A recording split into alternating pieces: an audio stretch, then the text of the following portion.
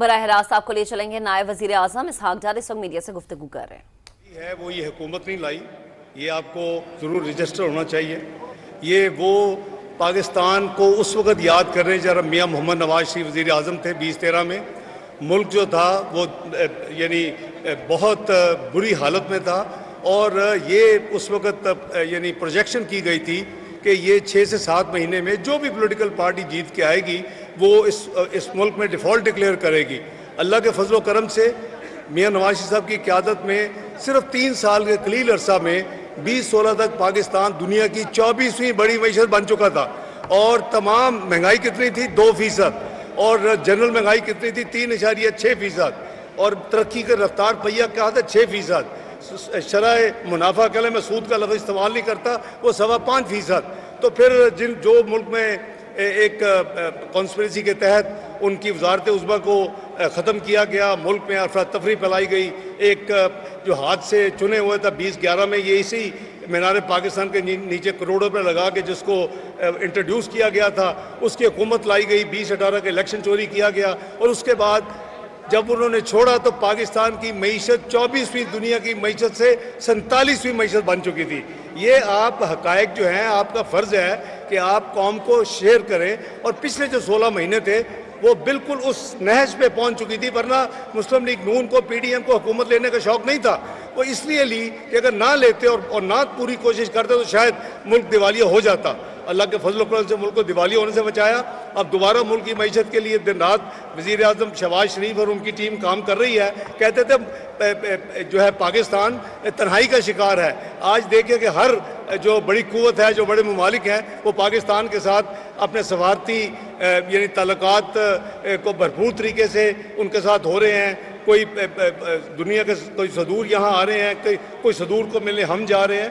तो ये अल्लाह ताला का फजल करम है। इंशाअल्लाह जहाँ हम खड़े हैं इनकी दुआओं से पाकिस्तान को कुछ नहीं होना। पाकिस्तान ने दोबारा उभर रहा है, पाकिस्तान ने दोबारा एक मईशी कुव्वत बनना है। ये ऑलरेडी एटमी कुव्वत है मियाँ नवाज शरीफ साहब के ज़माने में, ये ऑलरेडी मिसाइली कुव्वत है मियाँ नवाज शरीफ साहब के ज़माने में। इसको मुआशी कुव्वत बनाने के लिए मियाँ शहबाज शरीफ और उनकी टीम दिन रात काम कर रही है। इंशाअल्लाह वो दिन दूर नहीं जब हम इन भंवर से निकलेंगे, महंगाई भी नीचे आएगी।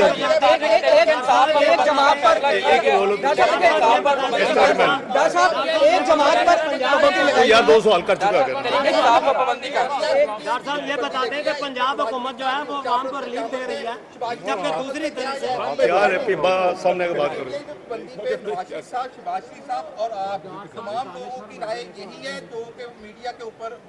देखें भाई, वज़ीर इत्तलात साहब ने बड़ा क्लियर ये कहा है कि अपने इत्तेहादियों के साथ अपनी लीडरशिप उन्होंने देखें एक चीज़ तो प्रूवन है। 1.5-2 साल पहले एक ECP के पास सारा सबूत मौजूद है कि वो फॉरेन फंडेड जमात है और सिर्फ मुसलमानों ने नहीं दिए, पाकिस्तानियों ने, उसमें यहूदियों ने, ईसाइयों, बहुत लोगों ने पैसे दिए हुए हैं। ये एक हकीकत है जिसको कोई झुटला नहीं सकता। और उसी की बुनियाद पर इलेक्शन कमीशन ने कानून आइन के मुताबिक फैसला किया कि एक फॉरेन फंडेड जमात है। अब आगे सुन लेना जी, सुन लेना, आप सुन लेना, बात करते सुन तो लेना यार, सब्र करें। अब बात यह है कि ये फैसला जो है वो ऑब्वियसली लीडरशिप के पहले इसको देखेगी, जो वज़ीर इत्तलात ने कहा है, उसके बाद जो हमारे इत्तेहादी हैं उनसे मशवरा होगा और कानून आइन के तहत होगा। यहाँ जो कानून आइन के खिलाफ जो फैसले होते हैं सियासी, वैसा कोई फैसला नहीं होगा। इंशाल्लाह कानून आइन के तहत फैसला होगा।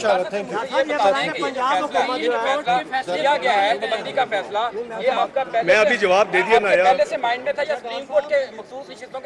मैंने जवाब दे दिया ना भाई, जवाब दे दिया, अभी फैसला हुआ नहीं, आप पहले पूछ रहे हैं यार।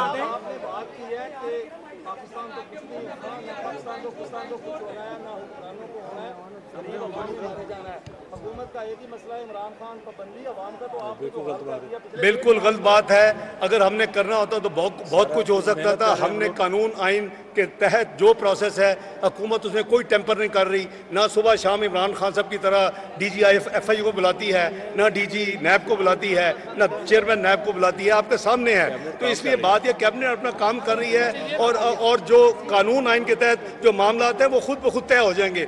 अब बात यह है कि आप ये ज़रूर सोचें कि मुल्क की सलामती हमें सबसे ज़्यादा अजीज़ होनी चाहिए। पाकिस्तान सबसे पहले होना चाहिए, मैं हूँ या कोई और हो। अगर वो पाकिस्तान की सलामती के खिलाफ को काम करता है तो वो हमें काबिल कबूल नहीं है। इसके अलावा सियासी मुफाहमत हो सकती है, मैं सारी ज़िंदगी मुफाहमत करता रहा हूँ। इसी PTI के धरने मैंने मियां नवाज शरीफ साहब की इजाज़त और उनके डायरेक्शन पे उनसे बातचीत करके उठाए, तो ये बात नहीं है। लेकिन 9 मई का वाक़या काबिल कबूल नहीं है और जो उसमें मुलव्वस हैं, जो भी है, कानून आइन के बाद उनको सज़ा होनी चाहिए। बहुत शुक्रिया। लाहौर में नायब वज़ीर आज़म इसहाक डार मीडिया से गुफ्तगू कर रहे थे। उनका ये कहना था कि पेशगोई की गई थी कि पाकिस्तान डिफॉल्ट कर जाएगा। नवाज शरीफ के दौर में मुल्क ने जबरदस्त तरक्की की। नवाज शरीफ के दौर में पाकिस्तान दुनिया की 24वीं बड़ी मईशत बना। इसहाक डार ने यह भी कहा कि साजिश के तहत नवाज शरीफ की हुकूमत को हटाया गया।